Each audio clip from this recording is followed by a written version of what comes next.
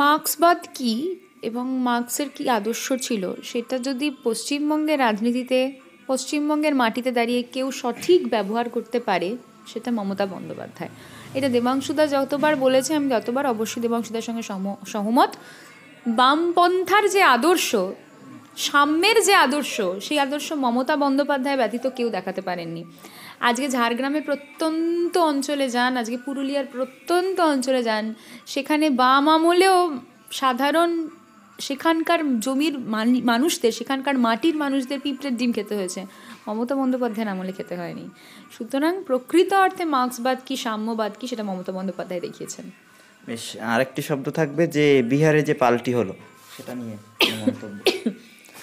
না, এটা তো আমার মনে হয় যে মানে রাজনীতিতে এটা এখন একটা ট্রেন্ড হয়ে দাঁড়িয়েছে। তবে আমার মনে হয় সেটা যে যেটা ভালো বুঝবে, যে যে আদর্শটা মেনে নেবে, তার সেই আদর্শতেই মেনে চলা উচিত বা মেনে নেওয়া উচিত। তবে বিজেপির একটা প্রবণতা রয়েছে যে অনেক সময় টাকা দিয়ে কিনে নেওয়ার একটা বিরাট প্রবণতা, আমরা সেটা বিভিন্ন রাজনীতির ক্ষেত্রে দেখতে পাই। ঠিক আছে, হ্যাঁ, তো সেইটা করেও কি সব কিছু রক্ষা করা যায়, সেটা আগামী 2024-এর ইলেকশন দেখি কি বলে। বেশ, তো এখানে দাঁড়িয়ে দিদি আমি পয়েন্ট করে এনেছিলাম কী কী জিজ্ঞেস করবো, তার বাইরে একটা বিষয় বলতে হচ্ছে যে যখন 21শে জুলাইয়ে আপনার পুরো সংবাদ মাধ্যম জুড়ে, সামাজিক মাধ্যম জুড়ে রাজন্যা ছেয়ে যাচ্ছে, তখন আরও একটি কারণে রাজন্যার নামটা ছেয়ে গিয়েছিল। সেটা হচ্ছে কয়েকটি স্ক্রিনশট ভাইরাল হয়েছিল ওই সময়। সেখানে বলা হচ্ছিল যে রাজন্যা বিজেপিতে গিয়েছিল বা তার যোগাযোগ করেছিল 21-এর বিধানসভার আগে। তো এটা একটু ক্লিয়ার করে দিলে ভালো হতো না? কি ক্লিয়ার করবো? যদি রাজন্যা 21-এর আগে বিধানসভায় বিজেপিতে যোগাযোগ করেও থাকে, তাহলে আজকে রাজন্যা তৃণমূলে কি করছে? বিজেপিতে থাকতে পারতো। সেই সময় তো রব উঠেছিল বিজেপি নাকি বিশাল কিছু একটা করে ফেলবে, বিশাল, এবার বিজেপি ক্ষমতায় চলেই আসছে। রাজন্যা কি তৃণমূলে কি করছে? রাজন্যা 21শে জুলাইয়ের মঞ্চে মমতা বন্দ্যোপাধ্যায়, অভিষেক বন্দ্যোপাধ্যায় আদর্শের কথা বলছে। আমার মনে হয় যে সেটা সাধারণ মানুষ বুঝে গেছে যে হয় না, ভুয়ো তথ্য ছড়াতে ছড়াতে এমন একটা সময় চলে আসবে যখন পুরো দলটাই ভুয়ো হয়ে যাবে বিজেপির। তো ওয়েট অ্যান্ড ওয়াচ। টাকার প্রস্তাব এসেছিল, যে ঘোড়া কেনা বেচার কথা বললাম, সেখানে রাজন্যা কখনো ইন্ডালজেন্সি দেয়নি, রাজন্যা কখনো এন্টারটেইনই করেনি এরকম বিষয়। তাহলে তো টাকা ঘোড়া বেচার কেন প্রশ্ন আসবে, টাকার প্রশ্ন আসবে? আগে রাজন্যাকে ইন্ডালজ করতে হবে, রাজন্যাকে এন্টারটেইন করতে হবে, তাহলে তো আসবে টাকার প্রস্তাবের কথা। একদমই। তার সঙ্গে সঙ্গে আরেকটি প্রশ্ন থাকবে যে দুর্গাপুজো আমরা জানি আমাদের আবেগ বাঙালিদের কাছে, সেখানে দাঁড়িয়ে দুর্গাপুজো কেন্দ্রিক যে বিষয়টা, সেটা হচ্ছে বিজেপি যে কেন্দ্রীয় সরকার রয়েছে সেখান থেকে অনুদান দেওয়া হচ্ছে কমিটিগুলোকে, 25টি কমিটিকে অনুদান দেওয়া হচ্ছে। মমতা বন্দ্যোপাধ্যায়কে ফলো করতে করতে, কপি করতে করতে কোথায় আবার মমতা বন্দ্যোপাধ্যায়ের প্রকল্পগুলো নিয়ে দিনরাত গালাগালি করবে, আবার মমতা বন্দ্যোপাধ্যায়ের বিভিন্ন প্রকল্পকে নিজেরা কপি করবে।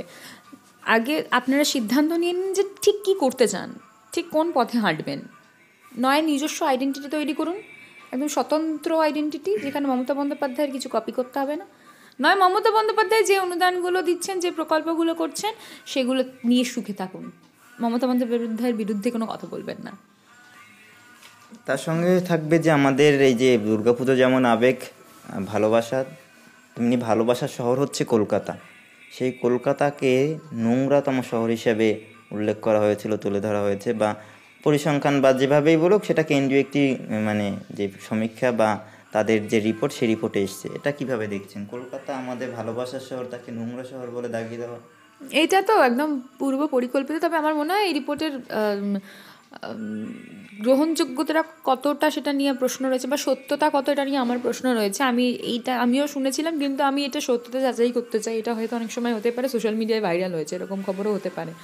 তো আমার মনে হয় যে এটা কারা রিপোর্টটা দিচ্ছে, মানে কেন্দ্রীয় কমিটি যারা এই রিপোর্টটা দিচ্ছে, তাদের কলকাতায় এসে তারা কাটিয়েছে, সময় অতিবাহিত করেছে, তারপর তারা এই রিপোর্টটা দিক। কলকাতা মমতা বন্দ্যোপাধ্যায় 2011 সালের পরবর্তী কলকাতা, তার আগের কলকাতা নিয়েও আমি কোনো প্রশ্ন করব না, কিন্তু পরবর্তী কলকাতা আমি যতটা জেনেছি, দেখেছি, সব থেকে মনে হয় সুন্দর শহর হিসেবে কলকাতাকে আখ্যা দেওয়া উচিত। আপনি দেখবেন সন্ধেবেলা শহরটাতে বেরোবেন, দেখবেন চারিদিকে ঝলমলে আলো, এবং সব থেকে বড় বিষয়, আপনি যদি রাত্রি 2টো নাগাদ কলকাতার বুক দিয়ে হেঁটে আসেন, গাড়ি করে আসেন, আপনি সেফলি নিরাপদে আসতে পারবেন, নিরাপত্তা নিয়ে আসতে পারবেন।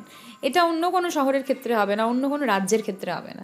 সুতরাং কলকাতাকে যারা কালিমালিপ্ত করার চেষ্টা করছে তারা অবশ্যই মূর্খ নেহাতি, তাই জন্য এই কাজটি করছে।